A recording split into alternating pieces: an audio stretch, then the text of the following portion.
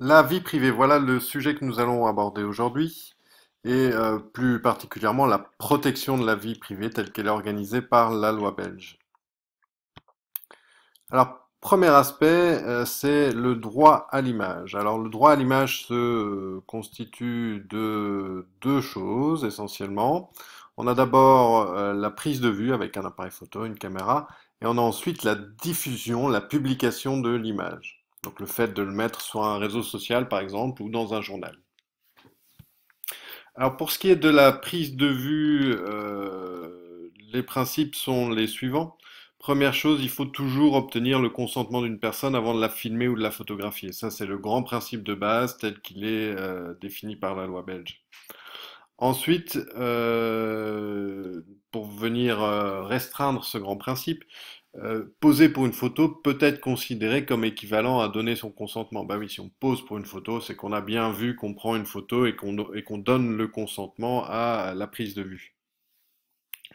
Il y a des exceptions aussi pour les journalistes, hein, qui ne doivent pas toujours demander le consentement des gens avant de les filmer ou de les photographier.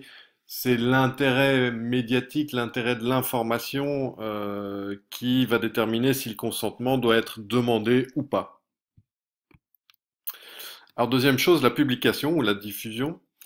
Donner son consentement à la prise de vue, ça ne veut pas dire qu'on donne son consentement pour la diffusion, pour que l'image soit diffusée. Donc, une personne qui pose donne son consentement tacite à la prise de vue, oui, mais elle ne donne pas son consentement pour la publication ou la diffusion. Il ne faut pas confondre les deux. Voilà, ça c'est important. Ensuite, aucun consentement n'est requis quand il s'agit de photos ou de vidéos d'une foule, de passants qui se trouvent là par hasard ou de personnalités publiques. Voilà, là, dans ces cas-là, on n'a pas besoin de demander la diffusion, la permission de diffuser. Voilà pour le droit à l'image, hein, donc attention, bien séparer la prise de vue et la diffusion sont deux choses différentes qui sont régies par des principes un peu différents dans la loi belge.